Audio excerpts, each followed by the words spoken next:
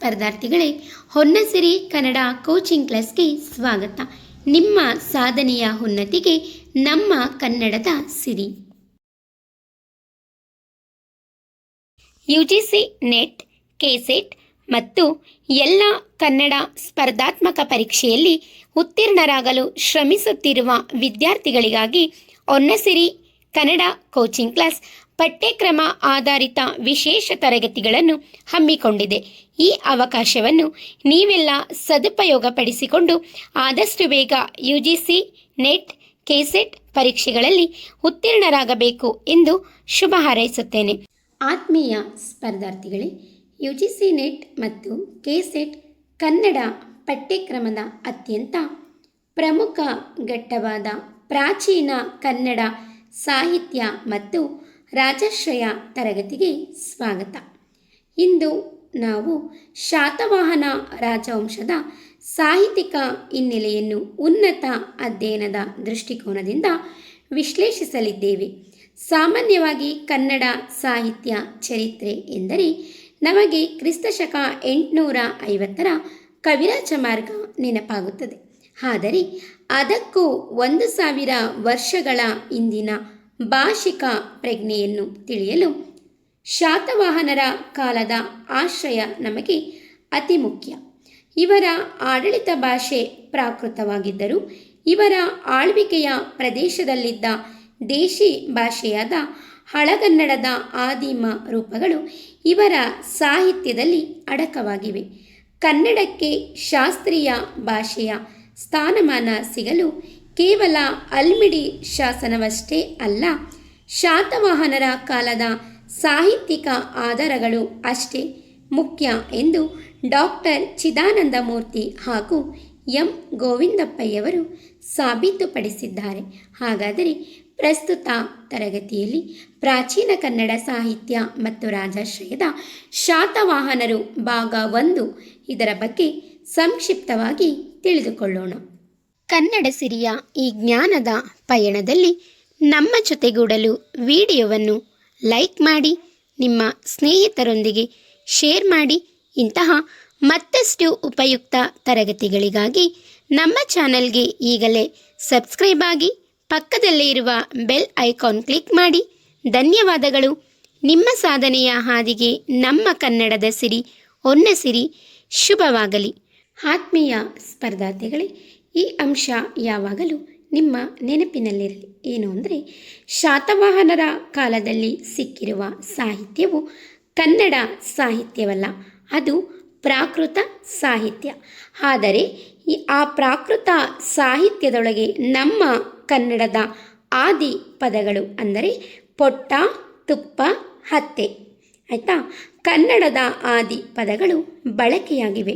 ಹಾಗಾಗಿ ಕನ್ನಡ ಸಾಹಿತ್ಯ ಚರಿತ್ರೆಯ ಹಿನ್ನೆಲೆ ಮತ್ತು ಕನ್ನಡದ ಪ್ರಾಚೀನತೆಯನ್ನು ಅಧ್ಯಯನ ಮಾಡಲು ಶಾತವಾಹನರ ರಾಜಾಶ್ರಯ ನಮಗೆ ಅತಿ ಮುಖ್ಯ ಆಧಾರವಾಗಿದೆ ಎಂದು ಹೇಳಲಾಗಿದೆ. ಪ್ರಾಚೀನ ಕನ್ನಡ ಸಾಹಿತ್ಯ ಮತ್ತು ರಾಜಾಶ್ರಯ, ಅದರಲ್ಲಿ ಶಾತವಾಹನರು. ಪ್ರಾಚೀನ ಕನ್ನಡ ಸಾಹಿತ್ಯದಲ್ಲಿ ಶಾತವಾಹನರ ಒಂದು ಸಾಹಿತ್ಯಿಕ ಕೊಡುಗೆ ಮತ್ತು ರಾಜಾಶ್ರಯವನ್ನು ಭಾಗ 1 ಇದರಲ್ಲಿ ನೋಡೋಣ.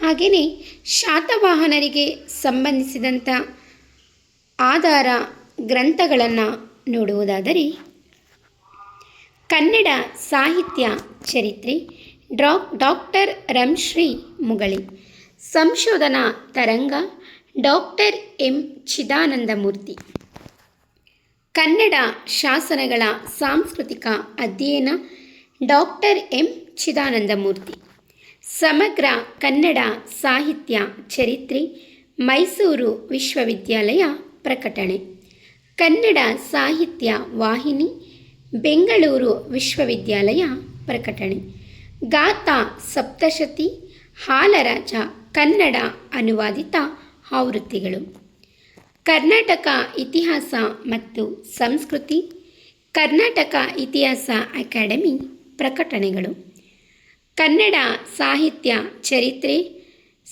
ತಶು ಶಾಮರಾಯ ಮೈಸೂರು ವಿಶ್ವವಿದ್ಯಾಲಯ ಪ್ರಕಟಣೆ, ಕರ್ನಾಟ ಸಂಸ್ಕೃತಿಯ ಪೂರ್ವಪೀಠಿಕೆ ಡಾಕ್ಟರ್ ಆಲೂರು ವೆಂಕಟರಾವ್. ಕವಿರಾಜ ಮಾರ್ಗ ವಿವೇಕ ಪ್ರೊಫೆಸರ್ ಎಂ.ಇ. ಸೀತಾರಾಮಯ್ಯ. ಶಾಸನ ವ್ಯಾಸಂಗ ಡಾಕ್ಟರ್ ಎಂ. ಚಿದಾನಂದಮೂರ್ತಿ. ಕನ್ನಡ ಭಾಷಾ ಶಾಸ್ತ್ರ ಡಾಕ್ಟರ್ ಹಂಪ ನಾಗರಾಜಯ್ಯ. ಪ್ರಾಚೀನ ಕನ್ನಡ ಸಾಹಿತ್ಯ ರೂಪಗಳು ಡಾಕ್ಟರ್ ಬಿ.ಎ. ವಿವೇಕಾರೈ. ಕರ್ನಾಟಕ ಇತಿಹಾಸ ದರ್ಶನ ಕರ್ನಾಟಕ ಇತಿಹಾಸ ಅಕಾಡೆಮಿ ಸಂಪುಟಗಳು. ಕವಿರಾಜ ಮಾರ್ಗ ಪೂರ್ವದ ಕನ್ನಡ ಸಾಹಿತ್ಯ.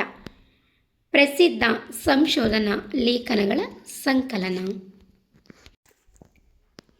ನೋಡಿದ್ವಲ್ಲ, ಇಷ್ಟು ಪ್ರಮುಖ ಗ್ರಂಥಗಳು ಶಾತವಾಹನರ ಒಂದು ಸಾಹಿತ್ಯಿಕ ಕೊಡುಗೆಯ ಬಗ್ಗೆ ಸಾಕ್ಷಿಯನ್ನು ಪ್ರತಿಬಿಂಬಿಸುತ್ತವೆ ಎಂದು ಹೇಳಲಾಗಿದೆ. ಇನ್ನು ವಿಷಯಕ್ಕೆ ಬರೋಣ.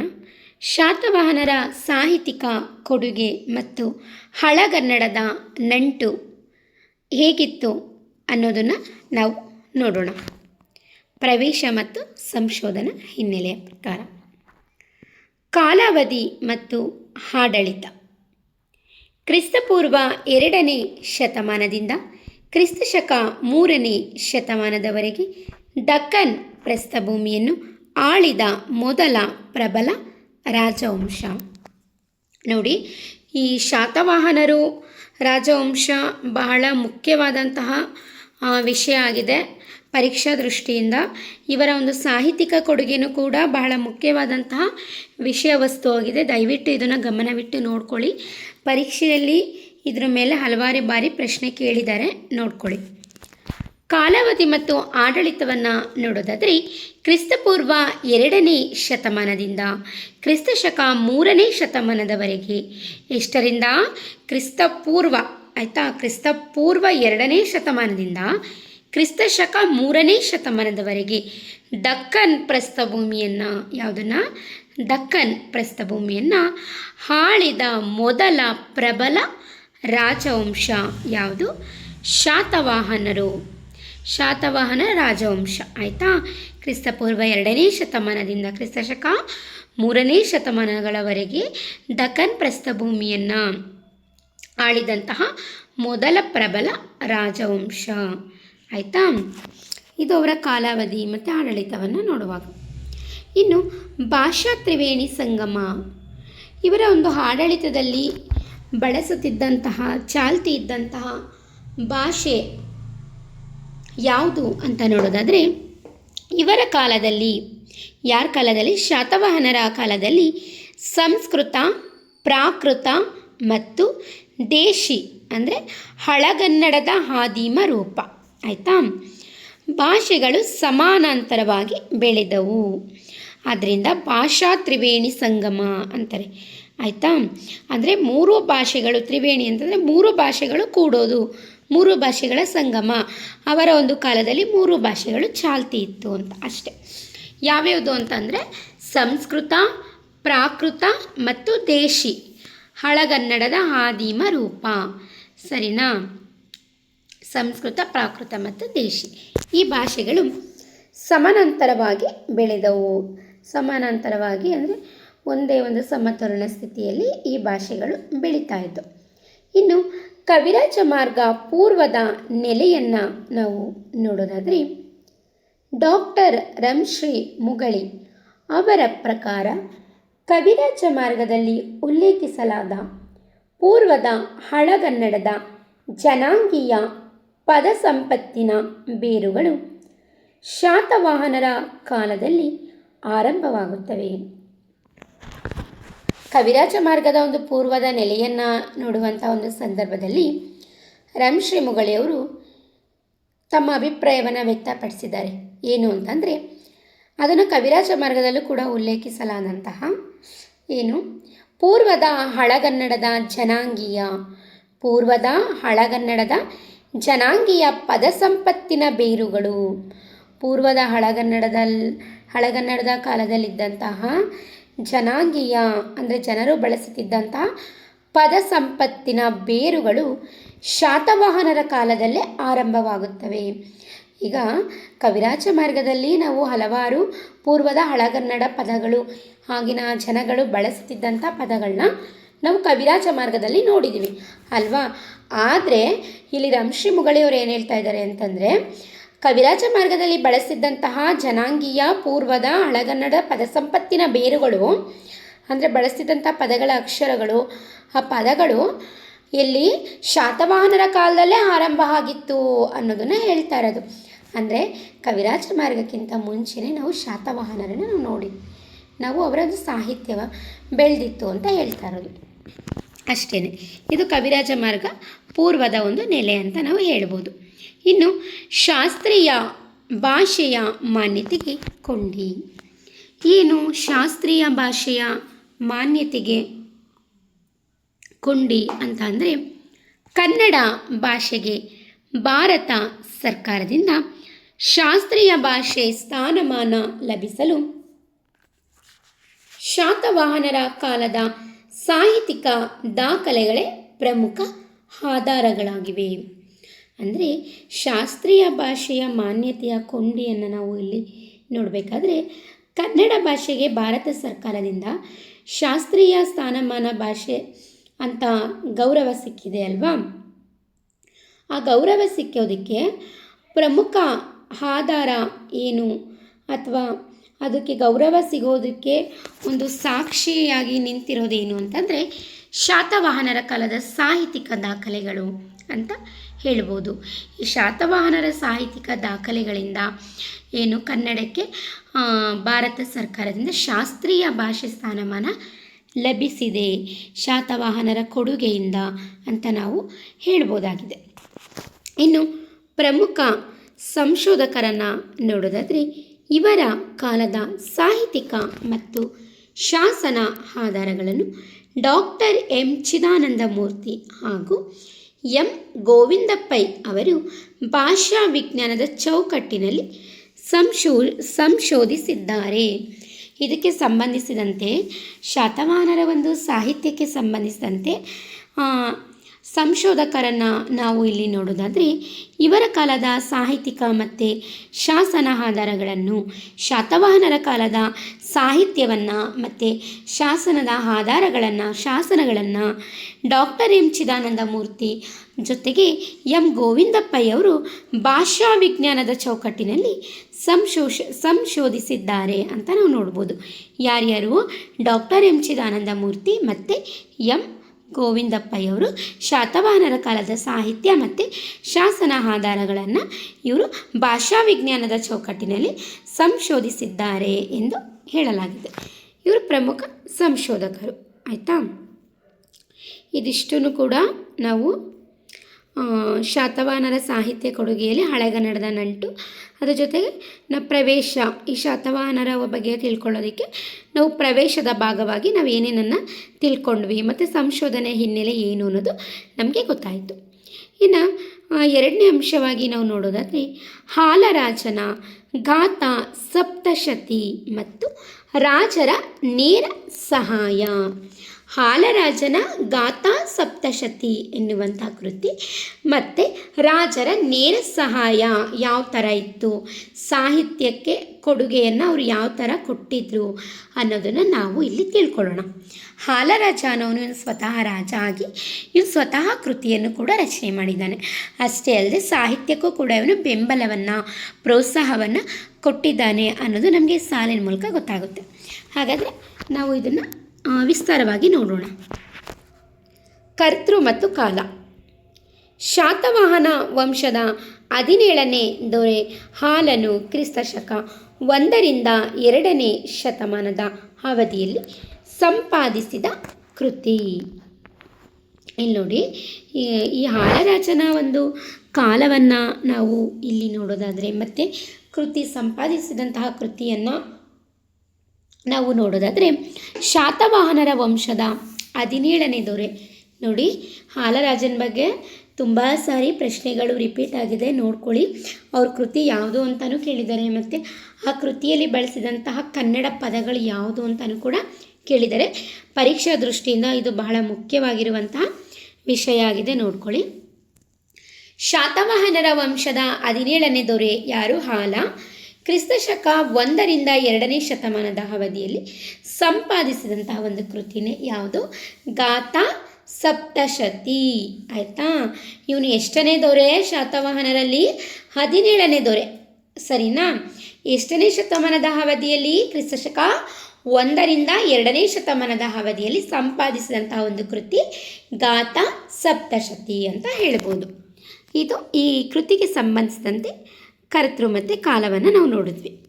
ಇನ್ನು ರಾಜನ ನೇರ ಧನ ಸಹಾಯ ಮತ್ತು ಪ್ರೇರಣೆಯನ್ನು ನಾವು ನೋಡೋದಾದರೆ, ರಾಜ ಹಾಲನು ಸ್ವತಃ ಕವಿಯಾಗಿದ್ದು ದೇಶದ ಮೂಲೆ ಮೂಲೆಗಳಲ್ಲಿದ್ದ ಪ್ರಾಕೃತ ಕವಿಗಳನ್ನು ಆಸ್ಥಾನಕ್ಕೆ ಕರೆಸಿಕೊಂಡನು. ಅವರು ಬರೆದ ಬಿಡಿ ಪದ್ಯಗಳನ್ನು ಆಯ್ದು ಅವರಿಗೆ ರಾಜಾಶ್ರಯ ಮತ್ತು ಧನ ಸಹಾಯ ನೀಡಿ ಪ್ರೋತ್ಸಾಹಿಸಿ ಈ ಗ್ರಂಥವನ್ನು ಸಂಕಲಿಸಿದನು.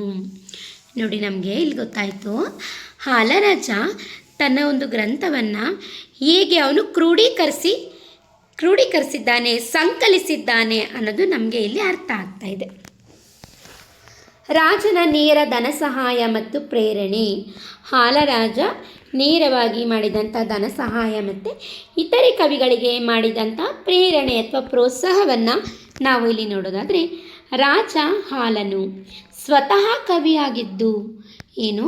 ಹಾಲರಾಜ ಕವಿ ಸ್ವತಃ ಕವಿಯಾಗಿದ್ದು ದೇಶದ ಮೂಲೆ ಮೂಲೆಗಳಲ್ಲಿದ್ದ ಪ್ರಾಕೃತ ಕವಿಗಳನ್ನು ಆಸ್ಥಾನಕ್ಕೆ ಕರೆಸಿಕೊಂಡನು. ದೇಶದ ಮೂಲೆ ಮೂಲೆಯಲ್ಲಿದ್ದಂತಹ ಎಲ್ಲ ಪ್ರಾಕೃತ ಕವಿಗಳನ್ನು ಪ್ರಶ್ನೆ ಕೇಳ್ಬೋದು. ಅವನು ಕರೆಸಿಕೊಂಡಂಥ ಕವಿಗಳ ಭಾಷೆ ಯಾವುದು, ಯಾವ ಭಾಷೆಯ ಕವಿಗಳನ್ನು ಕರೆಸಿಕೊಂಡ ಅಂತ ಕೇಳ್ಬೋದು. ಗಮನವಿಟ್ಟು ನೋಡ್ಕೊಳ್ಳಿ, ಪ್ರಾಕೃತ ಭಾಷೆಯ ಕವಿಗಳನ್ನು. ಆಯಿತಾ?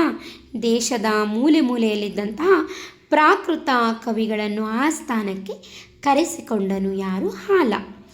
ಅವರು ಬರೆದ ಬಿಡಿ ಪದ್ಯಗಳನ್ನು ಆಯ್ದು, ಆ ಕವಿಗಳು ಬರೆದಿರುವಂತಹ ಬಿಡಿ ಬಿಡಿ ಪದ್ಯಗಳನ್ನೆಲ್ಲ ಆಯ್ಕೆ ಮಾಡಿಕೊಂಡು ಅವರಿಗೆ ರಾಜಾಶ್ರಯ ಮತ್ತು ಧನ ಸಹಾಯ ನೀಡಿ, ಆ ಕವಿಗಳಿಗೆ ರಾಜಾಶ್ರಯವನ್ನು ನೀಡಿ, ತನ್ನ ಆಸ್ಥಾನದಲ್ಲೇ ಕವಿಗಳಿಗೆ ಆಶ್ರಯವನ್ನು ನೀಡಿ, ಅವ್ರಿಗೆ ಧನ ಸಹಾಯವನ್ನು ನೀಡಿ, ಅವರನ್ನು ಪ್ರೋತ್ಸಾಹಿಸಿ ಈ ಗ್ರಂಥವನ್ನು ಅವನು ಸಂಕಲಿಸ್ತಾನೆ. ಯಾವ ಗ್ರಂಥವನ್ನು? ಗಾಥಾ ಸಪ್ತಶತಿ ಎನ್ನುವಂತಹ ಒಂದು ಗ್ರಂಥವನ್ನು ಅವನು ದೇಶದ ಮೂಲೆ ಮೂಲೆಯಲ್ಲಿದ್ದಂತಹ ಪ್ರಾಕೃತ ಕವಿಗಳನ್ನು ತನ್ನ ಆಸ್ಥಾನಕ್ಕೆ ಕರೆಸಿಕೊಂಡು ಅವರು ಬರೆದಂತಹ ಬಿಡಿ ಬಿಡಿ ಪದ್ಯಗಳನ್ನು ಇವನು ಆಯ್ದುಕೊಂಡು ಅವರಿಗೆ ರಾಜಾಶ್ರಯ ಮತ್ತು ಧನ ಸಹಾಯವನ್ನು ಮಾಡಿ ಅವರನ್ನು ಪ್ರೋತ್ಸಾಹಿಸಿ ಈ ಗ್ರಂಥವನ್ನು ಗಾಥಾ ಸಪ್ತಶತಿ ಎನ್ನುವಂತಹ ಗ್ರಂಥವನ್ನು ಸಂಕಲಿಸಿದನು. ಯಾರು? ನಮ್ಮ ಶಾತವಾಹನರ ಹಾಲರಾಜ ಕವಿ ಅಂತ ನಾವು ಹೇಳ್ಬೋದು. ಆಯಿತಾ? ಗೊತ್ತಾಯ್ತಲ್ವಾ? ರಾಜನ ನೇರ ಧನ ಸಹಾಯ ಮತ್ತು ಪ್ರೇರಣೆ ಯಾವ ಥರ ಇತ್ತು, ಅವನು ಗಾಥಾ ಸಪ್ತಶತಿ ಎನ್ನುವಂಥ ಕೃತಿಯನ್ನು ಹೇಗೆ ಸಂಕಲಿಸಿದ ಅನ್ನೋದು ನಮಗೆ ಅರ್ಥ ಆಯಿತು. ಇನ್ನು ಕವಿವತ್ಸಲ ಬಿರುದು ಯಾರಿಗಿದೆ? ಕವಿವತ್ಸಲ ಬಿರುದು ನೋಡೋಣ. ಆಸ್ಥಾನದ ಕವಿಗಳಾದ ಪಾಲಿತ್ತ ಮತ್ತು ಕುತೂಹಲ ಎಂಬುವರು ಸಾಹಿತ್ಯ ರಚಿಸಲು ರಾಜ ಹಾಲನೇ ಮುಖ್ಯ ಪ್ರೇರಣೆಯಾಗಿದ್ದನು. ಕವಿಗಳ ಮೇಲಿದ್ದ ಈ ಅಪಾರ ಪ್ರೀತಿಯಿಂದ ಇವನಿಗೆ ಕವಿವತ್ಸಲ ಅಂದರೆ ಕವಿಗಳ ತಂದೆ ಎಂಬ ಬಿರುದು ಬಂದಿತ್ತು. ಕವಿವತ್ಸಲ ಆಲರಾಜನ ಆಸ್ಥಾನದಲ್ಲಿ ಇದ್ದಂತಹ ಕವಿಗಳಲ್ಲಿ ಪಾಲಿತ್ತ ಮತ್ತು ಕುತೂಹಲ ಎಂಬಂತಹ ಕವಿಗಳು ಕೂಡ ಇದ್ದರು. ಆಯಿತಾ? ಯಾರು? ಪಾಲಿತ್ತ ಮತ್ತು ಕುತೂಹಲ ಎಂಬುವರು ಇವ್ರಿಗೆ ಸಾಹಿತ್ಯ ರಚಿಸೋದಕ್ಕೆ ರಾಜ ಹಾಲನೇ ಮುಖ್ಯ ಪ್ರೇರಣೆ ಆಗಿದ್ದ. ಯಾರ್ಯಾರಿಗೆ? ಪಾಲಿತ್ತ ಮತ್ತು ಕುತೂಹಲ ಎಂಬಂತಹ ಕವಿಗಳಿಗೆ ಸಾಹಿತ್ಯವನ್ನು ರಚನೆ ಮಾಡೋದಕ್ಕೆ, ಅಂದರೆ ಕಾವ್ಯವನ್ನು, ಕೃತಿಯನ್ನು ರಚಿಸೋದಕ್ಕೆ ಹಾಲನೇ ಮುಖ್ಯ ಪ್ರೇರಣೆ ಆಗಿದ್ದ. ಅದರ ಜೊತೆಗೆ ಕವಿಗಳ ಮೇಲಿದ್ದಂತಹ ಈ ಅಪಾರ ಪ್ರೀತಿಯಿಂದ ಇವನಿಗೆ ಕವಿಗಳ ಮೇಲೆ ಅಪಾರವಾದಂಥ ಪ್ರೀತಿ ಇತ್ತು. ಯಾರಿಗೆ? ಹಾಲರಾಜನಿಗೆ. ಆದ್ದರಿಂದ ಇವನಿಗೆ ಕವಿವತ್ಸಲ ಎಂಬಂತಹ ಬಿರುದು ಬಂದಿತ್ತು. ಪರೀಕ್ಷೆಯಲ್ಲಿ ನಿಮಗೆ ಕೇಳ್ಬೋದು, ಕವಿವತ್ಸಲ ಎಂಬಂತಹ ಬಿರುದು ಯಾವ ರಾಜನಿಗೆ ಇತ್ತು ಅಂತ ಕೇಳ್ಬೋದು. ಯಾರಿಗೆ? ಶಾತವಾಹನರ ರಾಜನಾದಂಥ ಹಾಲನಿಗೆ ಇತ್ತು. ಆಯಿತಾ? ಕವಿವತ್ಸಲ ಎನ್ನುವಂತಹ ಪದದ ಅಥವಾ ಬಿರುದಿನ ಅರ್ಥ ಏನು ಅಂತ ಕೇಳ್ಬೋದು. ಏನು? ಕವಿಗಳ ತಂದೆ ಅಂತ ಅರ್ಥ. ಸರಿನಾ? ಇವನು ಹಾಲರಾಜ ಪಾಲಿತ್ತ ಮತ್ತು ಕುತೂಹಲ ಎಂಬಂತಹ ಕವಿಗಳಿಗೆ ಅಪಾರವಾದಂತಹ ಒಂದು ಪ್ರೇರಣೆಯನ್ನು ಇವನಿಂದ ಆಗಿತ್ತು. ಮತ್ತು ಆ ಕವಿಗಳಿಗೆ ಇವನು ಪ್ರೋತ್ಸಾಹವನ್ನು ಕೊಟ್ಟಿದ್ದ. ಅದ್ರ ಜೊತೆಗೆ ಕವಿಗಳ ಮೇಲೆ ಅಪಾರವಾದಂಥ ಪ್ರೀತಿಯನ್ನು ಇಟ್ಟಿರೋದ್ರಿಂದ ಇವನಿಗೆ ಕವಿವತ್ಸಲ ಅಂದರೆ ಕವಿಗಳ ತಂದೆ ಎನ್ನುವಂತಹ ಬಿರುದು ಬಂದಿತ್ತು ಅಂತ ನಾವು ಇಲ್ಲಿ ನೋಡ್ಬೋದು. ನಂತರ ಭಾಷೆ ಮತ್ತು ವಸ್ತು ಇದನ್ನು ನೋಡೋದಾದರೆ, ಆ ಕಾವ್ಯದ ಭಾಷೆ ಮತ್ತು ವಸ್ತುವನ್ನು ನೋಡೋದಾದರೆ, ಮಹಾರಾಷ್ಟ್ರೀ ಪ್ರಾಕೃತ ಭಾಷೆಯಲ್ಲಿದೆ. ಇದರಲ್ಲಿ ಗ್ರಾಮೀಣ ಜನರ ದಿನನಿತ್ಯದ ಬದುಕು ಮತ್ತು ಶೃಂಗಾರ ರಸದ 700 ಪದ್ಯಗಳನ್ನು ಒಳಗೊಂಡಿದೆ. ಕಾವ್ಯದ ಅಥವಾ ಕೃತಿಯ ಭಾಷೆ ಮತ್ತು ವಸ್ತುವನ್ನು ನೋಡೋದಾದರೆ, ಮಹಾರಾಷ್ಟ್ರೀ ಪ್ರಾಕೃತ ಭಾಷೆಯಲ್ಲಿದೆ. ಯಾವ ಭಾಷೆ? ಪ್ರಾಕೃತ ಭಾಷೆಯಲ್ಲಿ ರಚನೆಯಾಗಿದೆ. ಇದರಲ್ಲಿ ಗ್ರಾಮೀಣ ಜನರ ದಿನನಿತ್ಯದ ಬದುಕು ಮತ್ತು ಶೃಂಗಾರ ರಸದ 700 ಪದ್ಯಗಳನ್ನು ಒಳಗೊಂಡಿದೆ. ಇದು ಒಳಗೊಂಡಿರುವಂಥ ವಸ್ತು ಏನು ಅಂತಂದರೆ, ಗ್ರಾಮೀಣ ಜನರ ದಿನನಿತ್ಯದ ಬದುಕು, ಅದರ ಜೊತೆಗೆ ಶೃಂಗಾರ ರಸದ 700 ಪದ್ಯಗಳನ್ನು ಈ ಒಂದು ಕೃತಿ ಒಳಗೊಂಡಿದೆ ಎಂದು ನಾವು ಹೇಳಬಹುದು. ಇದು ಈ ಕೃತಿಯ ಭಾಷೆ ಮತ್ತು ವಸ್ತು. ಇನ್ನು ಕ್ರಿಯಾಧಾತು ಸಂಶೋಧನೆಯನ್ನು ನೋಡೋದಾದರೆ, ಮೂಲ ಸಿದ್ಧಾಂತ. ಭಾಷಾ ವಿಜ್ಞಾನದ ಪ್ರಕಾರ ಒಂದು ಭಾಷೆ ಮತ್ತೊಂದು ಭಾಷೆಯಿಂದ ನಾಮಪದಗಳನ್ನು ಸುಲಭವಾಗಿ ಪಡೆಯಬಹುದು.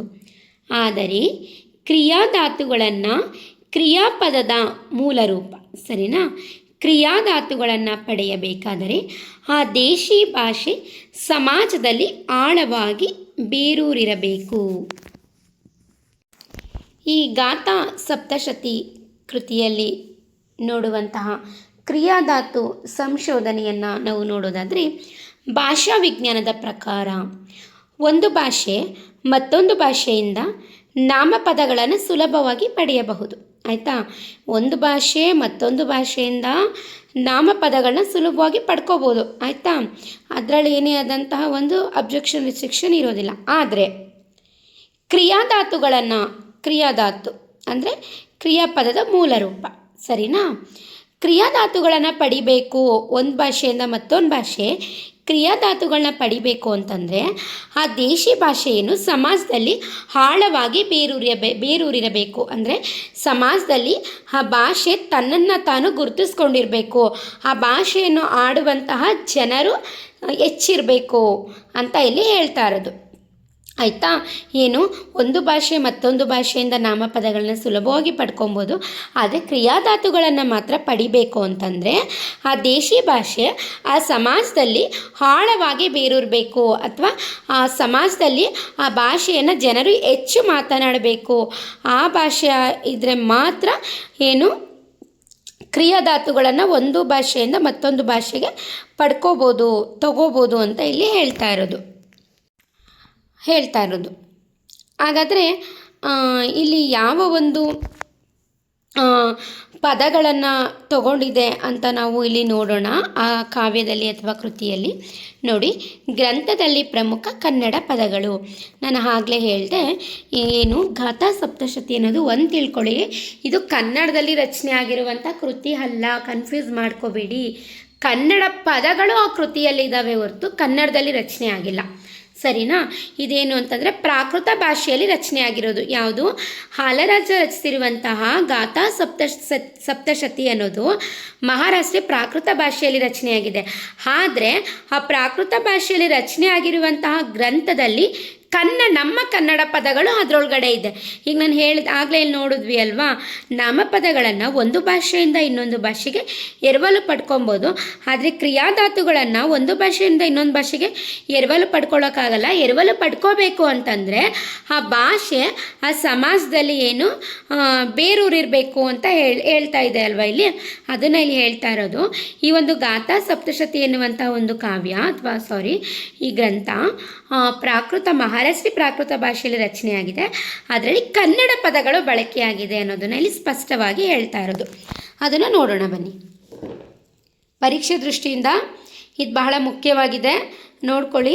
ಏಕೆಂದರೆ ಕನ್ನಡ ಪದ ಬಳಕೆಯಾಗಿರುವಂತಹ ಗಾಥಾ ಸಪ್ತಶತಿಯಲ್ಲಿರುವಂಥ ಕನ್ನಡ ಪದಗಳು ಯಾವುದು ಅಂತ ತುಂಬ ಬಾರಿ ಕೇಳಿದ್ದಾರೆ. ಅದಕ್ಕೋಸ್ಕರ ಇದನ್ನು ನಾನು ತುಂಬ ಹೊತ್ತಿ ಹೇಳ್ತಾ ಇರೋದು, ನೋಡ್ಕೊಳ್ಳಿ. ಗ್ರಂಥದಲ್ಲಿ ಇರುವ ಪ್ರಮುಖ ಕನ್ನಡ ಪದಗಳು: ಪೊಟ್ಟ ಅಂದರೆ ಹೊಟ್ಟೆ. ಸಂಸ್ಕೃತದ ಉದರ ಪದಕ್ಕೆ ಪರ್ಯಾಯವಾಗಿ ಬಳಸಲಾದ ದೇಶಿ ಪದ. ಈ ಗ್ರಂಥದಲ್ಲಿ ನೋಡುವಂತಹ ಕನ್ನಡ ಪದ ಯಾವುದು? ಪೊಟ್ಟ. ಪೊಟ್ಟ ಅಂದರೆ ಹೊಟ್ಟೆ. ನೋಡಿ, ಪಕಾರ ಹಕಾರ ಆಗಿದೆ ಇಲ್ಲಿ, ಸರಿನಾ? ಪೊಟ್ಟೆ ಇದ್ದಿದ್ದು ಹೊಟ್ಟೆ ಆಗಿದೆ. ಇದೇನು? ಸಂಸ್ಕೃತದ ಉದರ ಪದಕ್ಕೆ, ಉದರ ಅಂದರೆ ಹೊಟ್ಟೆ, ಆಯಿತಾ? ಉದರ ಪದಕ್ಕೆ ಪರ್ಯಾಯವಾಗಿ ಬಳಸಲಾದ ದೇಶಿ ಪದ ಇದು. ನೆಕ್ಸ್ಟು ತುಪ್ಪ. ಸಂಸ್ಕೃತದ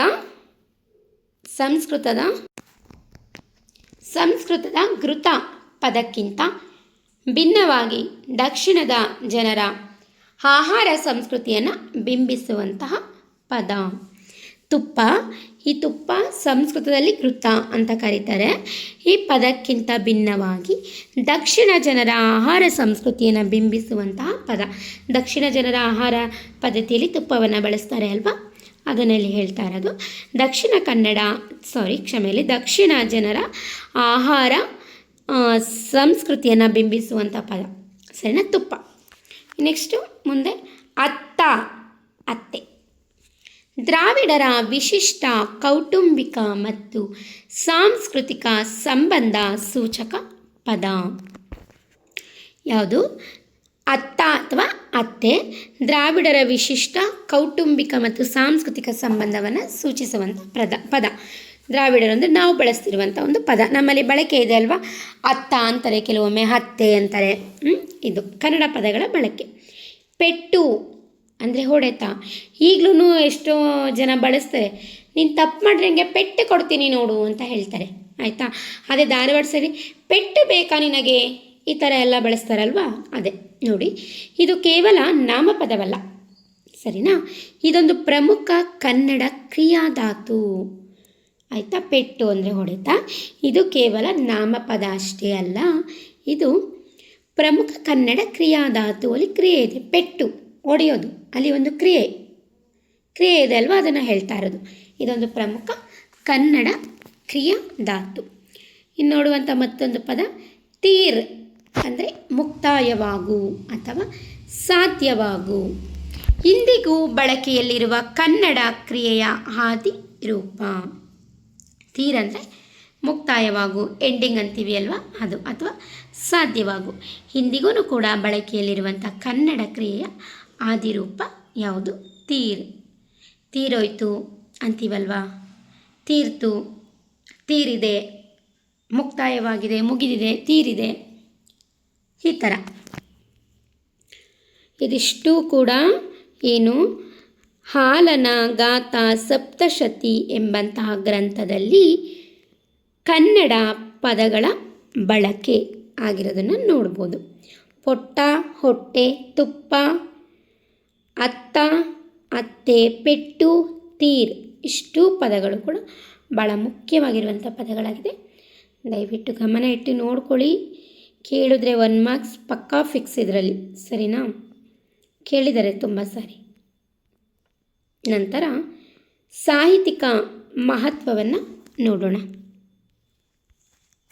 ರಾಜ ಹಾಲನ ಆಶ್ರಯದಲ್ಲಿ ಮೂಡಿಬಂದ ಈ ಪದಗಳ ಅಸ್ತಿತ್ವವು ಕ್ರಿಸ್ತಪೂರ್ವದಲ್ಲೇ ಕನ್ನಡ ಭಾಷೆಯು ಅತ್ಯಂತ ಸಮೃದ್ಧವಾಗಿ ಜನಬಳಕೆಯಲ್ಲಿತ್ತು ಎಂಬುದನ್ನು ಸಾಬೀತುಪಡಿಸುತ್ತದೆ.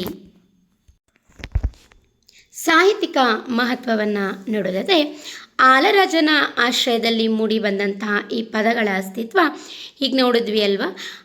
ಕನ್ನಡ ಪದಗಳ ಬಳಕೆ ಏನು, ಪೆಟ್ಟು, ಅತ್ತ, ತೀರ್ ಮತ್ತು ಪೊಟ್ಟೆ, ಈ ಪದಗಳನ್ನೆಲ್ಲ ನೋಡಿದ್ವಿ ಅಲ್ವಾ. ಈ ಪದಗಳೆಲ್ಲ ಆಲರಾಜನ ಆಶ್ರಯದಲ್ಲಿ ಮೂಡಿಬಂದಂತಹ, ಅವನ ಕೃತಿಯಲ್ಲಿ ಮೂಡಿಬಂದಂತಹ ಪದಗಳ ಈ ಅಸ್ತಿತ್ವ ಕ್ರಿಸ್ತಪೂರ್ವದಲ್ಲೇ ಕನ್ನಡ ಭಾಷೆಯು ಅತ್ಯಂತ ಸಮೃದ್ಧವಾಗಿ ಜನಬಳಕೆಯಲ್ಲಿತ್ತು ಎಂಬುದಕ್ಕೆ ಸಾಬೀತುಪಡಿಸುತ್ತದೆ ಅಂತ ನಾವು ಇಲ್ಲಿ ನೋಡ್ಬೋದು. ಅಂದರೆ ಆಗಲೇ ಇಲ್ಲೇ ನೋಡಿದ್ವಿ ಅಲ್ವಾ, ನಾಮಪದಗಳನ್ನು ಒಂದು ಭಾಷೆಯಿಂದ ಇನ್ನೊಂದು ಭಾಷೆಗೆ ಯಾವುದೇ ಒಂದು ಅಬ್ಜೆಕ್ಷನ್ ಇಲ್ಲದೆ ನಾವು ಎರವಲು ಪಡ್ಕೊಬೋದು. ಆದರೆ ಕ್ರಿಯಾಧಾತುಗಳನ್ನ ಪಡ್ಕೋಬೇಕು ಅಂತಂದರೆ ಆ ಭಾಷೆ ಸಮಾಜದಲ್ಲಿ ಹಲವಾರು ವರ್ಷಗಳಿಂದ ಅದು ಬೇರೂರಬೇಕು ಅಂತ ಹೇಳಿದ್ವಿ ಅಲ್ವಾ. ಅದನ್ನು ಇಲ್ಲಿ ಹೇಳ್ತಾ ಇರೋದು. ಈ ಒಂದು ಗ್ರಂಥದಲ್ಲಿ ಬಳಕೆಯಾಗಿರುವಂತಹ ಪದಗಳ ಒಂದು ಅಸ್ತಿತ್ವ ಪೂರ್ವದಲ್ಲಿನೇ ಕನ್ನಡ ಭಾಷೆ ಅತ್ಯಂತ ಸಮೃದ್ಧವಾಗಿ ಜನಬಳಕೆಯಲ್ಲಿತ್ತು ಎಂಬುದಕ್ಕೆ ಅದು ಸಾಬೀತುಪಡಿಸುತ್ತದೆ ಅಂತ ನಾವು ಹೇಳ್ಬೋದು. ನಂತರ ಗುಣಾಢ್ಯನ ಬೃಹತ್ ಕಥಾ ಉಗಮಕ್ಕೆ ರಾಜನ ಪ್ರೇರಣೆ. ರಾಜ ಆಲರಾಜ ಹಲವಾರು ಕವಿಗಳಿಗೆ ಆಶ್ರಯವನ್ನು ಕೊಟ್ಟಿದ್ದ, ಮತ್ತು ಆ ಕವಿಗಳಿಗೆ ಧನ ಸಹಾಯ ಮಾಡಿದ, ಪ್ರೇರಣೆಯನ್ನು ಮಾಡಿದ ಅಂತ ನೋಡಿದ್ವಿ ಅಲ್ವಾ. ರಾಜನ ಒಂದು ಬೆಂಬಲ, ಪ್ರೋತ್ಸಾಹವನ್ನು ಇಲ್ಲಿ ಮತ್ತೊಮ್ಮೆ ನೋಡೋದಾದರೆ ಗುಣಾಢ್ಯನ ಬೃಹತ್ ಕಥಾ ಉಗಮಕ್ಕೆ ರಾಜನ ಪ್ರೇರಣೆಯನ್ನು ನೋಡೋಣ, ಸರಿನಾ. ಶಾತವಾಹನ ದೊರೆಯಾದ ಕುಂತಲ ಶಾತಕರ್ಣಿಗೆ ಸಂಸ್ಕೃತ ಭಾಷೆ ಸರಿಯಾಗಿ ಬರುತ್ತಿರಲಿಲ್ಲ. ಒಮ್ಮೆ ಅಂತಃಪುರದಲ್ಲಿ ಜಲಕ್ರೀಡೆ ಆಡುವಾಗ ರಾಣಿಯು ಸಂಸ್ಕೃತದಲ್ಲಿ ಹೇಳಿದ ಮಾತನ್ನು ರಾಜನು ತಪ್ಪಾಗಿ ಅರ್ಥೈಸಿಕೊಂಡು ಅವಮಾನ ಅನುಭವಿಸಿದನು. ಆಯಿತಾ.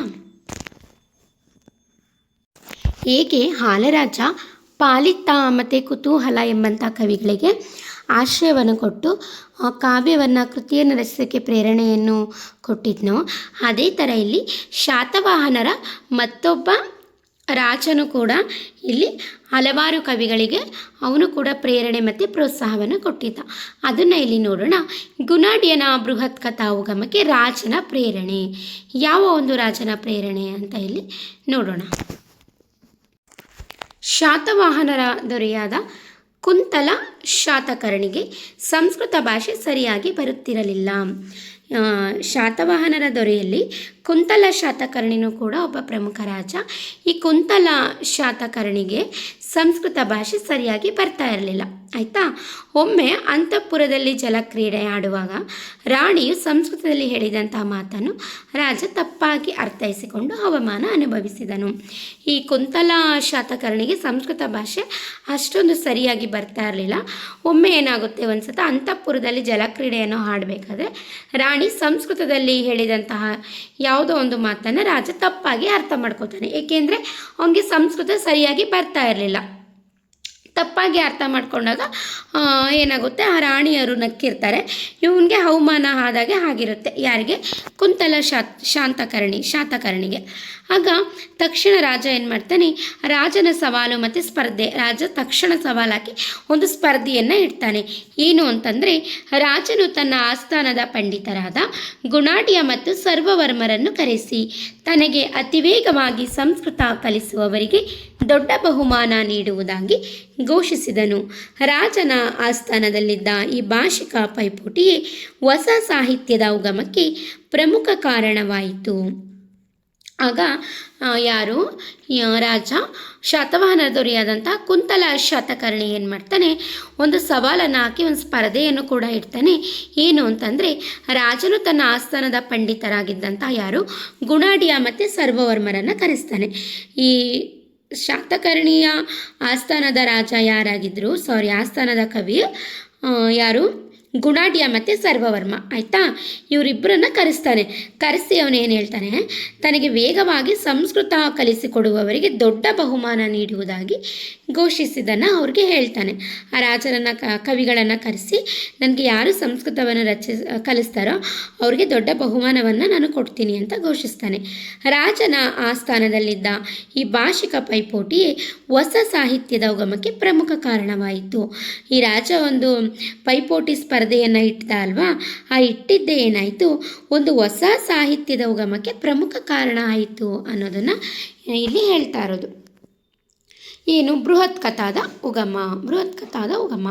ಈ ಪೈಪೋಟಿಯಿಂದಾಗಿ ಗುಣಾಢ್ಯನು ಆಸ್ಥಾನವನ್ನು ಬಿಟ್ಟು ಕಾಡಿಗೆ ಹೋಗಿ ಜನಸಾಮಾನ್ಯರ ಆಡುಭಾಷೆಯಾದ ಪೈಶಾಚಿ ಅಥವಾ ಪ್ರಾಕೃತ ಭಾಷೆಯಲ್ಲಿ ಬೃಹತ್ ಕಥಾ ಎಂಬ ಕಾವ್ಯವನ್ನು ಬರೆದನು. ಇಲ್ಲಿ ರಾಜ ಆ ಇಬ್ಬರು ಕವಿಗಳನ್ನ ಕರೆಸಿ ಅವನು ಹೇಳ್ತಾನೆ, ನನಗೆ ತಕ್ಷಣ ಸಂಸ್ಕೃತವನ್ನು ಬೇಗ ಕಲಿಸಿಕೊಡೋರು ಯಾರಿದ್ದಾರೆ ಅಂತ ಘೋಷಣೆ ಮಾಡಿಸಿ ಅಂತ ಹೇಳಿದಾಗ ಏನು ಮಾಡ್ತಾನೆ, ಇದರಿಂದ ಈ ಪೈಪೋಟಿಯಿಂದ ಒಂದು ಹೊಸ ಸಾಹಿತ್ಯದ ಉಗಮ ಆಯಿತು. ಏನಾಯಿತು? ಬೃಹತ್ ಕಥೆ ಉಗಮ ಆಯಿತು. ಈ ಪೈಪೋಟಿಯಿಂದಾಗಿ ಗುಣಾಢ್ಯ ಏನು ಮಾಡ್ತಾನೆ, ಆಸ್ಥಾನವನ್ನು ಬಿಟ್ಟು ಕಾಡಿಗೆ ಹೊರಟೋಗ್ಬಿಟ್ಟು ಕಾಡಿನ ಜನಸಾಮಾನ್ಯರ ಒಂದು ಆಡು ಭಾಷೆಯಾಗಿರುವಂಥ ಪೈಶಾಚಿ ಪ್ರಾಕೃತ ಭಾಷೆಯಲ್ಲಿ ಅವನು ಬೃಹತ್ ಕಥಾ ಎಂಬಂಥ ಒಂದು ಮಹಾಕಾವ್ಯವನ್ನು ಬರೀತಾನೆ. ಯಾರು? ಗುಣಾಢ್ಯ. ಇನ್ನು ಕಥಾ ಸಾಹಿತ್ಯದ ಜನನಿ. ಭಾರತೀಯ ಕಥಾ ಸಾಹಿತ್ಯದ ಉಗಮಕ್ಕೆ ಈ ಕೃತಿಯೇ ಮೂಲ ಪ್ರೇರಣೆ. ಮೂಲ ಕೃತಿ ಇಂದು ಲಭ್ಯವಿಲ್ಲದಿದ್ದರೂ ಇದರ ಪ್ರಭಾವ ದಟ್ಟವಾಗಿದೆ. ಕಥಾ ಸಾಹಿತ್ಯದ ಜನನಿ ಅಂದರೆ ಕಥಾ ಸಾಹಿತ್ಯದ ಜನನಿ, ಭಾರತೀಯ ಸಾಹಿತ್ಯದ ಉಗಮಕ್ಕೆ ಈ ಕೃತಿನೇ ಮೂಲ ಪ್ರೇರಣೆಯಾಗಿದೆ. ಮೂಲ ಕೃತಿಯಿಂದ ನಮಗೆ ಲಭ್ಯ ಇಲ್ಲ, ಆದರೆ ಇದರ ಪ್ರಭಾವ ಮಾತ್ರ ಬಹಳ ದಟ್ಟವಾಗಿದೆ ಅಂತ ನಾವು ಇಲ್ಲಿ ಹೇಳ್ಬೋದು. ಕಥಾ ಸಾಹಿತ್ಯಕ್ಕೆ ತಾಯಿ ಇದ್ದ ಹಾಗೆ ಯಾವುದು? ಗುಣಾಢ್ಯ ರಚಿಸಿರುವಂತಹ ಒಂದು ಬೃಹತ್ ಕಥಾ ಎನ್ನುವಂಥ ಒಂದು ಕೃತಿ. ಹಾಗೆಯೇ ಭಾರತೀಯ ಕಥಾ ಸಾಹಿತ್ಯದ ಉಗಮಕ್ಕೆ ಈ ಕೃತಿನೇ ಒಂದು ಮೂಲ ಪ್ರೇರಣೆ. ಆದರೆ ಇದು ಲಭ್ಯವಿಲ್ಲದೆ ಇದ್ರೂ ಕೂಡ ಇದರ ಒಂದು ಪ್ರಭಾವ ಬಹಳ ಎತ್ತರದ ಸ್ಥಾನದಲ್ಲಿದೆ ಅಂತ ಹೇಳಲಾಗಿದೆ. ಗಂಗಾಧರೆ ದುರ್ವಿನೀತನ ಅನುವಾದ. ಏನು? ಗಂಗವಂಶದ ಶ್ರೇಷ್ಠ ವಿದ್ವಾಂಸ ರಾಜ ದುರ್ವಿನೀತನು ಬೃಹತ್ ಕಥಾವನ್ನು ಸಂಸ್ಕೃತಕ್ಕೆ ಭಾಷಾಂತರಿಸಿದನು ಎಂದು ಗಂಗರ ಶಾಸನಗಳು ಮತ್ತು ಕವಿರಾಜ ಮಾರ್ಗದ ಉಲ್ಲೇಖಗಳು ದೃಢಪಡಿಸುತ್ತವೆ. ಗಂಗಾಧರೆ ದುರ್ವಿನೀತನ ಅನುವಾದ. ಗುಣಾಢ್ಯ ಬೃಹತ್ ಕಥಾ ಎನ್ನುವಂಥ ಒಂದು ಕೃತಿಯನ್ನು ಪೈಶಾಚಿ ಅಥವಾ ಪ್ರಾಕೃತ ಭಾಷೆಯಲ್ಲಿ ಅವನು ರಚನೆ ಮಾಡ್ದ ಅಲ್ವಾ, ಅದನ್ನು ಗಂಗಾಧರೆ ದುರ್ವಿನೀತ ಏನು ಮಾಡ್ತಾನೆ? ಅನುವಾದ ಮಾಡ್ತಾನೆ. ಅದನ್ನು ಯಾವ ಭಾಷೆಗೆ ಅನುವಾದ ಮಾಡ್ತಾನೆ ಅಂತ ಇಲ್ಲಿ ನೋಡೋಣ. ಗಂಗವಂಶದ ಶ್ರೇಷ್ಠ ವಿದ್ವಾಂಸ ರಾಜ ದುರ್ವಿನೀತನು ಬೃಹತ್ ಕಥಾವನ್ನು ಸಂಸ್ಕೃತಕ್ಕೆ ಭಾಷಾಂತರಿಸಿದನು. ಏನು ಮಾಡ್ತಾನೆ? ದುರ್ವಿನೀತ ಬೃಹತ್ ಕಥೆಯನ್ನು ಸಂಸ್ಕೃತಕ್ಕೆ ಅವನು ಭಾಷಾಂತರಿಸ್ತಾನೆ ಎಂದು ಗಂಗರ ಶಾಸನಗಳು ಮತ್ತು ಕವಿರಾಜ ಮಾರ್ಗದ ಉಲ್ಲೇಖಗಳು ನಮಗೆ ದೃಢಪಡಿಸುತ್ತವೆ ಎಂದು ಹೇಳಲಾಗಿದೆ. ನೋಡಿ, ದುರ್ವಿನೀತನ ಬಗ್ಗೆ ನಾವು ಕವಿರಾಜ ಮಾರ್ಗದಲ್ಲಿ ನಾವು ನೋಡಿದ್ದೀವಿ. ವಿಮಲೋದಯ, ನಾಗಾರ್ಜುನ, ಜಯಬಂಧ, ದುರ್ವಿನೀತ ಇವರೆಲ್ಲ ಗದ್ಯ ಕವಿಗಳಾಗಿದ್ದಾರೆ. ಈ ದುರ್ವಿನೀತನ ಬಗ್ಗೆ ಕವಿರಾಜ ಮಾರ್ಗದ ಉಲ್ಲೇಖಗಳು ನಮಗೆ ದೃಢಪಡಿಸುತ್ತವೆ ಅಂತಲೂ ಕೂಡ ನಾವು ಹೇಳ್ಬೋದು. ಅದನ್ನು ಇಲ್ಲಿ ಹೇಳ್ತಾ ಇರೋದು. ಗಂಗವಂಶದ ಶ್ರೇಷ್ಠ ವಿದ್ವಾಂಸ ಮತ್ತು ರಾಜನಾಗಿರುವಂಥ ದುರ್ವಿನೀತ ಆ ಬೃಹತ್ ಕಥಾವನ್ನು ಸಂಸ್ಕೃತಕ್ಕೆ ಅವನು ಭಾಷಾಂತರಿಸ್ತಾನೆ ಅನ್ನೋದು ಗಂಗರ ಶಾಸನಗಳು ಮತ್ತು ಕವಿರಾಜ ಮಾರ್ಗದ ಉಲ್ಲೇಖದಿಂದ ನಮಗೆ ಸ್ಪಷ್ಟವಾಗಿ ನಮಗೆ ಸಾಕ್ಷಿಯನ್ನು ತೋರಿಸುತ್ತವೆ ಅಂತ ನಾವು ಹೇಳ್ಬೋದು. ಇನ್ನು ಒಡ್ಡಾರಾಧನೆಯ ಮೇಲಿನ ಪ್ರಭಾವವನ್ನು ನಾವು ಇಲ್ಲಿ ನೋಡೋದಾದರೆ, ಕನ್ನಡದ ಮೊಟ್ಟ ಮೊದಲ ಗದ್ಯ ಕೃತಿಯಾದ ಒಡ್ಡಾರಾಧನೆಯ ಕಥನ ಶೈಲಿ, ನಿರೂಪಣೆ ಮತ್ತು ಕಥೆಯೊಳಗೊಂದು ಕಥೆ ಹೇಳುವ ಜಾನಪದ ಶೈಲಿಗೆ ಶಾತವಾಹನರ ಕಾಲದ ಇದೇ ಬೃಹತ್ ಕಥಾ ಪರಂಪರೆಯೇ ಮೂಲ ಪ್ರೇರಣೆಯಾಗಿದೆ. ಅಂದರೆ ಕನ್ನಡದ ಮೊಟ್ಟ ಮೊದಲ ಗದ್ಯ ಕೃತಿಯಾಗಿರುವಂತಹ ಒಡ್ಡಾರಾಧನೆಯ ಕಥನ ಶೈಲಿ ಆಗಿರ್ಬೋದು, ಅಂದರೆ ಕಥೆಗಳನ್ನು ಹೆಣೆದಿರುವಂತಹ ಶೈಲಿ ಆಗಿರ್ಬೋದು. ಏಕೆ ಅಂದರೆ ಒಡ್ಡಾರಾಧನೆಯನ್ನು ಕಥೆಗಳ ಗುಚ್ಛ ಅಂತ ಕರೀತಾರೆ. ಆ ಕೃತಿಯಲ್ಲಿ ಕಥೆ ಒಳಗಡೆ ಒಂದು ಕಥೆಯೊಳಗಡೆ ಒಂದು ಕಥೆಗಳ ಒಂದು ಸರಣಿಯೇ ಅಲ್ಲಿ ಇದೆ. ಅದರಿಂದ ಒಡ್ಡಾರಾಧನೆ ಅಂದರೆ ಮತ್ತು ಉಪಕಥೆಗಳ ಕೇವಲಿಗಳ ಕಥೆ ಅಂತಲೂ ಕರೀತಾರೆ, ಕಥೆಗಳ ಗುಚ್ಛ ಅಂತಲೂ ಕರೀತಾರೆ. ಅದನ್ನೇ ಇಲ್ಲಿ ಹೇಳ್ತಾ ಇರೋದು. ಆ ಒಡ್ಡಾರಾಧನೆಯ ಒಂದು ಕಥನ ಶೈಲಿ ಆಗಿರ್ಬೋದು, ಅದರ ನಿರೂಪಣೆ ಆಗಿರ್ಬೋದು, ಆ ಕಥೆಯೊಳಗೊಂದು ಕಥೆ ಹೇಳುವಂಥ ಒಂದು ಜಾನಪದ ಶೈಲಿಗೆ ಈ ಶಾತವಾಹನರ ಕಾಲದ ಇದೇ ಬೃಹತ್ ಕಥಾ ಪರಂಪರೆಗೆ ಒಂದು ಮೂಲ ಪ್ರೇರಣೆಯಾಗಿದೆ ಅಂತ ನಾವು ಇಲ್ಲಿ ಹೇಳ್ಬೋದು. ಈ ಬೃಹತ್ ಕಥಾ ಅನ್ನೋದೇನು ಒಡ್ಡಾರಾಧನೆಯ ಮೇಲೂ ಕೂಡ ಪ್ರಭಾವವನ್ನು ಬೀರಿದೆ ಅಂತ ಹೇಳಿದರೆ ತಪ್ಪಾಗಲಾರದು. ಈ ಬೃಹತ್ ಕಥೆ ಪರಂಪರೆಯ ಒಂದು ಮೂಲ ಪ್ರೇರಣೆ. ಇಷ್ಟು ಕೂಡ ಏನು ನಾವು ಗುಣಾಢ್ಯನ ಬೃಹತ್ ಕಥಾ ಉಗಮಕ್ಕೆ ರಾಜನ ಪ್ರೇರಣೆ, ಕುಂತಲ ಶಾಂತಕರ್ಣಿಯ ಪ್ರೇರಣೆ ಯಾವ ಥರ ಇತ್ತು ಅಂತ ನೋಡಿದ್ವಿ ಅಲ್ವಾ. ಇನ್ನು ಸರ್ವವರ್ಮನ ನಂತರ ಸರ್ವವರ್ಮನ ಕಾತಂತ್ರ ವ್ಯಾಕರಣ ಮತ್ತು ಲಕ್ಷಣ ಗ್ರಂಥಗಳು. ರಾಜನ ಆಶ್ರಯದ ಫಲ. ಕುಂತಲ ಶಾತಕರ್ಣಿ ರಾಜನಿಗೆ ಕೇವಲ 6 ತಿಂಗಳಲ್ಲಿ ಸಂಸ್ಕೃತ ವ್ಯಾಕರಣವನ್ನು ಸುಲಭವಾಗಿ ಬೋಧಿಸಲು ಸರ್ವವರ್ಮನು ರಾಜನ ಪ್ರೇರಣೆಯಿಂದಲೇ ಈ ಗ್ರಂಥವನ್ನು ರಚಿಸಿ ಬಹುಮಾನ ಪಡೆದನು. ಈ ಕುಂತಲ ಶಾತಕರ್ಣಿ ರಾಜನಿಗೆ ಈ ಸರ್ವವರ್ಮ ಏನು ಮಾಡ್ತಾನೆ, 6 ತಿಂಗಳಲ್ಲಿ ಸಂಸ್ಕೃತ ವ್ಯಾಕರಣವನ್ನು ಸುಲಭವಾಗಿ ಬೋಧಿಸ್ತಾನೆ. ಯಾರು? ಸರ್ವವರ್ಮ. ಯಾರಿಗೆ? ಕುಂತಲ ಶಾತಕರ್ಣಿ ಎನ್ನುವಂಥ ರಾಜನಿಗೆ. ಏಕೆಂದರೆ ನಾವು ಆಗಲೇ ನೋಡಿದ್ವಿ, ನಾವು ಏನಂತಂದರೆ ರಾಣಿ ಕುಂತಲ ಶಾತಕರ್ಣಿಗೆ ಸಂಸ್ಕೃತದಲ್ಲಿ ಮಾತಾಡಿದಾಗ ಅವನಿಗೆ ಅದು ಸರಿಯಾಗಿ ಅವನು ಅರ್ಥ ಮಾಡ್ಕೊಳ್ಳಿ ತಪ್ಪಾಗಿ ತಿಳ್ಕೊಂಡಾಗ ಅಲ್ಲಿ ಅವನಿಗೆ ಅವಮಾನ ಆದಂಗೆ ಆಗುತ್ತೆ. ಆವಾಗ ಏನು ಮಾಡ್ತಾನೆ ಕುಂತಲ ಶಾತಕರ್ಣಿ, ಯಾರು ಅವನಿಗೆ ಆದಷ್ಟು ಬೇಗ ಸಂಸ್ಕೃತ ಭಾಷೆಯನ್ನು ಕಲಿಸಿಕೊಡ್ತಾರೆ ಅವ್ರಿಗೆ ದೊಡ್ಡ ಪ್ರಮಾಣದ ಒಂದು ಬಹುಮಾನ ಕೊಡ್ತೀನಿ ಅಂತ ಅವನು ಜಾಹೀರಾತನ್ನು ಇಟ್ಟಿದ್ದ ಅಲ್ವಾ. ಹಾಗೆ ಇಲ್ಲಿ ಅದರಿಂದ ಏನಾಗುತ್ತೆ, ಈ ಸರ್ವವರ್ಮ ಎನ್ನುವಂತಹ ವಿದ್ವಾಂಸ ಏನು ಮಾಡ್ತಾನೆ, ಇವನಿಗೆ 6 ತಿಂಗಳಲ್ಲಿ ಸಂಸ್ಕೃತ ವ್ಯಾಕರಣವನ್ನು ಕಲಿಸ್ಕೊಡ್ತಾನೆ. ಅದ್ರ ಜೊತೆಗೆ ಈ ರಾಜನ ಪ್ರೇರಣೆಯಿಂದಲೇ ಅವನು ಕಾತಂತ್ರ ವ್ಯಾಕರಣ ಎನ್ನುವಂತಹ ಗ್ರಂಥವನ್ನು ಕೂಡ ಅವನು ರಚನೆ ಮಾಡಿ ಅದಕ್ಕೆ ಬಹುಮಾನವನ್ನು ಕೂಡ ಅವನು ಪಡ್ಕೊತಾನೆ. ಯಾರು? ಸರ್ವವರ್ಮ ಎನ್ನುವಂತಹ ವಿದ್ವಾಂಸ ಅಥವಾ ಕವಿ. ನೋಡಿದ್ವಿ ಅಲ್ವಾ ಇಲ್ಲಿ ಹೇಗೆ ಕುಂತಲ ಶಾತಕರ್ಣಿ ರಾಜನು ಕವಿಗಳಿಗೆ ಪ್ರೇರಣೆಯನ್ನು ಪ್ರೋತ್ಸಾಹವನ್ನು ಕೊಟ್ಟಿದ್ನೋ ಹಾಗೆಯೇ ಹಾಲ ಕವಿನೂ ಕೂಡ ಹಲವಾರು ಕವಿಗಳಿಗೆ ಪ್ರೋತ್ಸಾಹವನ್ನು ಕೊಟ್ಟು ಕವಿವತ್ಸಲ ಎಂಬಂಥ ಬಿರುದನ್ನು ಕೂಡ ಪಡ್ಕೊಂಡಿದ್ದ.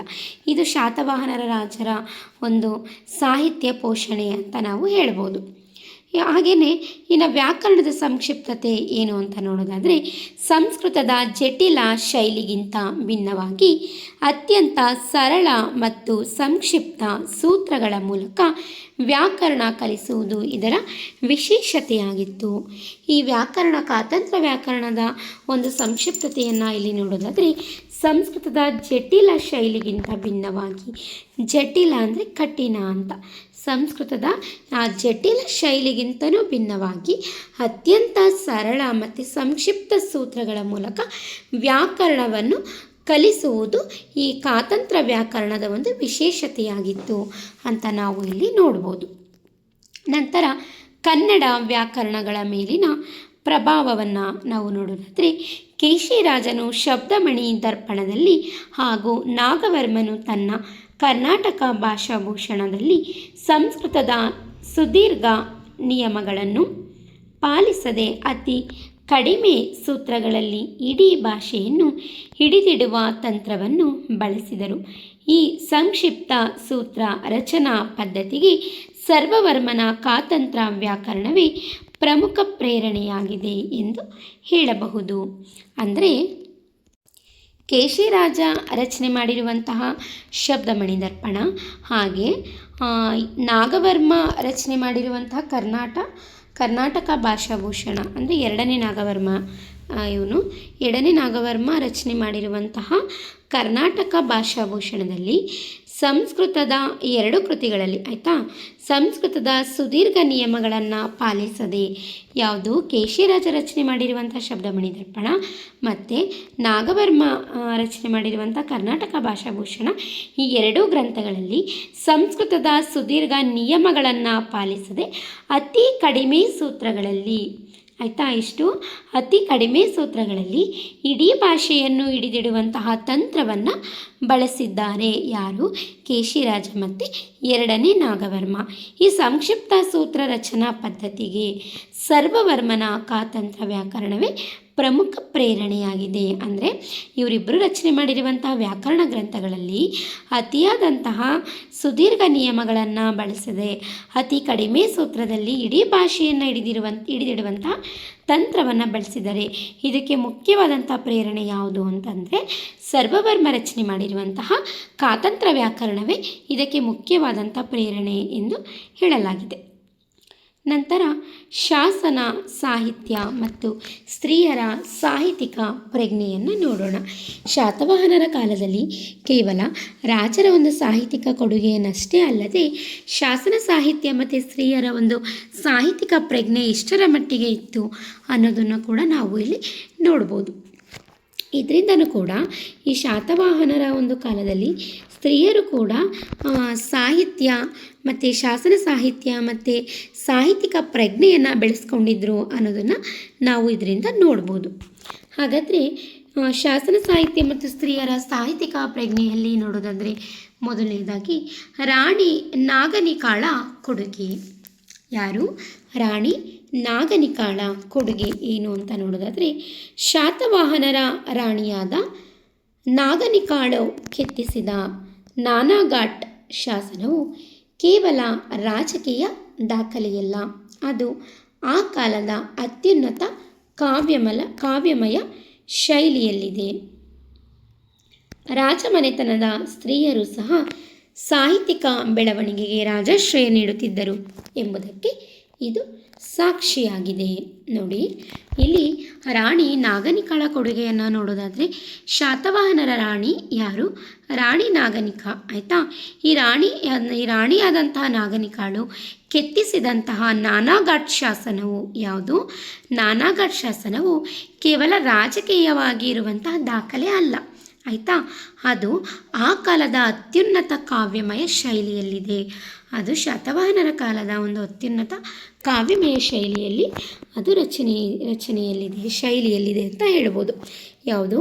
ನಾನಾಘಾಟ್ ಶಾಸನವು ರಾಜಕೀಯ ದಾಖಲೆಯನ್ನಷ್ಟೇ ಅಲ್ಲದೆ ಅದು ಅತ್ಯುನ್ನತ ಕಾವ್ಯಮಯ ಶೈಲಿಯಲ್ಲೂ ಕೂಡ ಅದು ರಚನೆಯಾಗಿದೆ. ಹಾಗೆಯೇ ರಾಜಮನೆತನದ ಸ್ತ್ರೀಯರು ಸಹ ಸಾಹಿತ್ಯಿಕ ಬೆಳವಣಿಗೆಗೆ ರಾಜಾಶ್ರಯ ನೀಡುತ್ತಿದ್ದರು ಎಂಬುದಕ್ಕೆ ಇದು ಸಾಕ್ಷಿಯಾಗಿದೆ. ಕೇವಲ ರಾಜರು ಮಾತ್ರ ಸಾಹಿತ್ಯಿಕ ಬೆಳವಣಿಗೆಗೆ ರಾಜಾಶ್ರಯವನ್ನು ನೀಡುತ್ತಿದ್ದರು ಎಂಬುದಷ್ಟೇ ಅಲ್ಲದೆ ರಾಜಮನೆತನದ ಸ್ತ್ರೀಯರೂ ಕೂಡ ಸಾಹಿತ್ಯಿಕ ಬೆಳವಣಿಗೆಗೆ ರಾಜಾಶ್ರಯವನ್ನು ನೀಡ್ತಾ ಇದ್ದರು, ಕವಿಗಳಿಗೆ ಪ್ರೋತ್ಸಾಹವನ್ನು ಕೊಡ್ತಾ ಇದ್ರು ಅನ್ನೋದು ಇದಕ್ಕೆ ಸಾಕ್ಷಿಯಾಗಿದೆ. ಯಾವುದು? ರಾಣಿ ನಾಗನಿಕಾಳ ಕೊಡುಗೆ ಅಂತ ಹೇಳ್ಬೋದು. ಇನ್ನು ಪ್ರಶಸ್ತಿ ಸಾಹಿತ್ಯದ ಈ ಉಗಮವನ್ನು ನೋಡೋದಾದರೆ ನಾಸಿಕ್ ಮತ್ತು ನಾನಾಘಾಟ್ ಶಾಸನಗಳಲ್ಲಿ ಬಳಕೆಯಾಗಿರುವ ಪ್ರಾಕೃತ ಭಾಷೆಯು ಕಾವ್ಯಮಯ ಗದ್ಯದ ಲಕ್ಷಣಗಳನ್ನು ಹೊಂದಿದೆ. ಇಡೀ ಶಾಸನ ಪ್ರಶಸ್ತ ಶೈಲಿಯಲ್ಲಿದ್ದು ಇದು ಕವಿರಾಜ ಮಾರ್ಗ ಪೂರ್ವದ ಪ್ರಶಸ್ತಿ ಸಾಹಿತ್ಯಕ್ಕೆ ಭದ್ರ ಬುನಾದಿ ಹಾಕಿತು.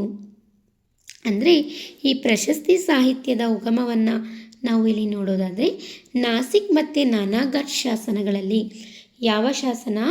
ನಾಸಿಕ್ ಮತ್ತು ನಾನಾಘಾಟ್ ಶಾಸನಗಳಲ್ಲಿ ಬಳಕೆಯಾಗಿರುವಂತಹ ಪ್ರಾಕೃತ ಭಾಷೆಯು, ಎರಡೂ ಶಾಸನದಲ್ಲಿ ಬಳಕೆಯಾಗಿರುವಂಥ ಭಾಷೆ ಯಾವುದು? ಪ್ರಾಕೃತ ಭಾಷೆ.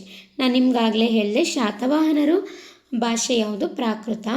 ಪ್ರಾಕೃತ ಭಾಷೆಯಲ್ಲಿ ಅವರು ಕಾವ್ಯ ಗ್ರಂಥವನ್ನು ರಚನೆ ಮಾಡಿದ್ದಾರೆ ಹೊರತು ಕನ್ನಡ ಭಾಷೆಯಲ್ಲಿ ಅಲ್ಲ, ಸರಿನಾ? ಈ ಶಾಸನಗಳಲ್ಲಿ ಪ್ರಾಕೃತ ಭಾಷೆಯು ಕಾವ್ಯಮಯ ಬಳಕೆಯಾಗಿರುವಂತಹ ಭಾಷೆ ಪ್ರಾಕೃತ, ಆಯಿತಾ. ಈ ಪ್ರಾಕೃತ ಭಾಷೆಯು ಕಾವ್ಯಮಯ ಗದ್ಯದ ಲಕ್ಷಣಗಳನ್ನು ಒಳಗೊಂಡಿದೆ. ಕಾವ್ಯಮಯ ಗದ್ಯದ ಲಕ್ಷಣ ಅಂದರೆ ಕಾವ್ಯ ಮತ್ತು ಗದ್ಯದ ಲಕ್ಷಣಗಳನ್ನು ಒಳಗೊಂಡಿದೆ ಪ್ರಾಕೃತ ಭಾಷೆ. ಹಾಗೆ ಇಡೀ ಶಾಸನ ಪ್ರಶಸ್ತ ಶೈಲಿಯಲ್ಲಿದ್ದು ಇದು ಕವಿರಾಜ ಮಾರ್ಗ ಪೂರ್ವದ ಪ್ರಶಸ್ತಿ ಸಾಹಿತ್ಯಕ್ಕೆ ಭದ್ರ ಬುನಾದಿ ಹಾಕಿತು ಎಂದು ಹೇಳಬಹುದು. ಈ ಶಾಸನ ಪ್ರಶಸ್ತ ಶೈಲಿಯಲ್ಲಿದ್ದು ಕವಿರಾಜ ಮಾರ್ಗ ಪೂರ್ವದ ಪ್ರಶಸ್ತಿ ಸಾಹಿತ್ಯಕ್ಕೆ ಭದ್ರ ಬುನಾದಿ ಹಾಕಿದೆ ಅಂತ ನಾವು ಇಲ್ಲಿ ಹೇಳ್ಬೋದು. ಇನ್ನು ಕರ್ನಾಟಕದ ಶಾಸನಾವಶೇಷಗಳನ್ನು ನಾವು ಶಾತವಾಹನರ ಇದರಲ್ಲಿ ನೋಡೋದಾದರೆ ಕಲಬುರಗಿಯ ಸನ್ನತಿ ಮತ್ತು ಬನವಾಸಿಯ ಶಾತವಾಹನರ ಕಾಲದ ಶಾಸನಗಳಲ್ಲಿ ಬರುವ ವ್ಯಕ್ತಿನಾಮಗಳು ಮತ್ತು ಸ್ಥಳನಾಮಗಳು ದ್ರಾವಿಡ ಅಥವಾ ಹಳಗನ್ನಡದ ಉಚ್ಚಾರಣ ನಿಯಮಗಳಿಗೆ ಒಳಪಟ್ಟಿವೆ. ಕಲಬುರಗಿಯ ಸನ್ನತಿ ಮತ್ತು ಬನವಾಸಿಯ ಶಾತವಾಹನರ ಕಾಲದ ಶಾಸನಗಳಲ್ಲಿ ಬರುವಂತಹ ವ್ಯಕ್ತಿನಾಮಗಳು, ವ್ಯಕ್ತಿಯ ಹೆಸರುಗಳು ಮತ್ತು ಸ್ಥಳನಾಮಗಳು ದ್ರಾವಿಡ ಅಥವಾ ಹಳಗನ್ನಡದ ಉಚ್ಚಾರಣಾ ನಿಯಮಗಳಿಗೆ ಒಳಪಟ್ಟಿದೆ ಅಂತ ಹೇಳ್ಬೋದಾಗಿದೆ. ಕರ್ನಾಟಕದ ಶಾಸನಾವಶೇಷಗಳನ್ನು ನಾವು ಅಧ್ಯಯನ ಮಾಡಿದಾಗ ನಮಗೆ ಈ ಒಂದು ಅಂಶಗಳು ನಮಗೆ ಚೆನ್ನಾಗಿ ಅರ್ಥವಾಗುತ್ತವೆ ಅಂತ ನಾವು ಹೇಳ್ಬೋದಾಗಿದೆ. ಇನ್ನು ಪುಳುಮಾವಿ ಶೋಧ ಈ ಒಂದು ಅಂಶವನ್ನು ನಾವು ಇಲ್ಲಿ ಶಾಸ್ತ್ರದ ಬಗ್ಗೆ ನೋಡೋದಾದರೆ ಶಾತವಾಹನರ ದೊರೆಯ ಹೆಸರಾದ ಪುಳುಮಾವಿ ಎಂಬ ಪದದಲ್ಲಿರುವ ಪುಳು ಎಂಬುದು ದ್ರಾವಿಡ ಮೂಲದ ದೇಶಿ ಧಾತುವಾಗಿದೆ ಎಂದು ಸಂಶೋಧಕರು ಗುರುತಿಸಿದ್ದಾರೆ. ಈ ಪುಳುಮಾವಿ ಎಂಬಂಥ ಒಂದು ಪದದ ಶೋಧವನ್ನು ನಾವು ಇಲ್ಲಿ ನೋಡೋದಾದರೆ ಶಾತವಾಹನರ ದೊರೆಯ ಹೆಸರು ಯಾವುದು? ಪುಳುಮಾವಿ. ಪುಳುಮಾವಿ ಅನ್ನೋದು ಶಾತವಾಹನ ದೊರೆಯ ಹೆಸರಾಗಿದ್ದು ಪುಳುಮಾವಿ ಎಂಬ ಪದದಲ್ಲಿರುವಂತಹ ಪುಳು ಎಂಬುದು ದ್ರಾವಿಡ ಮೂಲದ ದೇಶಿ ಧಾತುವಾಗಿದೆ ಎಂದು ಸಂಶೋಧಕರು ಗುರುತಿಸಿದ್ದಾರೆ. ಇಷ್ಟು ಅಂಶಗಳು ಕೂಡ ನೆನಪಿನಲ್ಲಿಡಬೇಕಾದಂಥ ಅಂಶಗಳಾಗಿವೆ. ಯಾವುದು? ಪ್ರಶಸ್ತಿ ಸಾಹಿತ್ಯದ ಉಗಮ, ಕರ್ನಾಟಕದ ಶಾಸನಾವಶೇಷಗಳು ಮತ್ತು ಪುಳುಮಾವಿ ಶೋಧ ಇವೆಲ್ಲ ಪರೀಕ್ಷಾ ದೃಷ್ಟಿಯಿಂದ ಬಹಳ ಮುಖ್ಯವಾಗಿರುವಂತಹ ಅಂಶಗಳಾಗಿದೆ ಶಾತವಾಹನರಿಗೆ ಸಂಬಂಧಿಸಿದಂತೆ. ಇನ್ನು ಶಾತವಾಹನರ ರಾಜವಂಶ ಮತ್ತು ಇವರ ಸಾಹಿತ್ಯಿಕ ಕೊಡುಗೆಗೆ ಸಂಬಂಧಿಸಿದಂತೆ ಹೆಚ್ಚಿನ ಮಾಹಿತಿಗಾಗಿ ಕೆಲವೊಂದಿಷ್ಟು ಅಂಶಗಳನ್ನು ನಾನು ಇಲ್ಲಿ ಸೇರಿಸಿದ್ದೀನಿ. ಅದನ್ನು ನೋಡೋಣ. ಹೆಚ್ಚಿನ ಮಾಹಿತಿಗೋಸ್ಕರ ಸಾಹಿತ್ಯಿಕ ಕೊಂಡಿಯನ್ನು ನೋಡೋದಾದರೆ ಶಾತವಾಹನ ರಾಜವಂಶದ ಆಳ್ವಿಕೆಯು ದಕ್ಕನ್ ಇತಿಹಾಸದಲ್ಲಿ ಕೇವಲ ರಾಜಕೀಯ ಸ್ಥಿರತೆಯನ್ನಷ್ಟೇ ತರದೆ ಭಾಷಾ ಬೆಳವಣಿಗೆಗೆ ಮುನ್ನುಡಿ ಬರೆಯಿತು.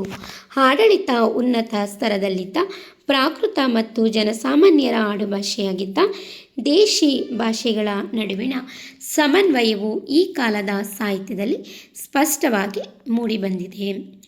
ಸಾಹಿತ್ಯಿಕ ಕೊಂಡಿಯನ್ನು ನಾವು ಇಲ್ಲಿ ನೋಡ್ತಾ ಹೋಗೋದಾದರೆ ಶಾತವಾಹನ ರಾಜವಂಶದ ಆಳ್ವಿಕೆ ದಕ್ಕನ್ ಇತಿಹಾಸದಲ್ಲಿ ಕೇವಲ ರಾಜಕೀಯ ಸ್ಥಿರತೆಯನ್ನಷ್ಟೇ ತರದೆ ಭಾಷಾ ಬೆಳವಣಿಗೆಗೆ ಒಂದು ಮುನ್ನುಡಿಯನ್ನು ಕೂಡ ಬರಿತು.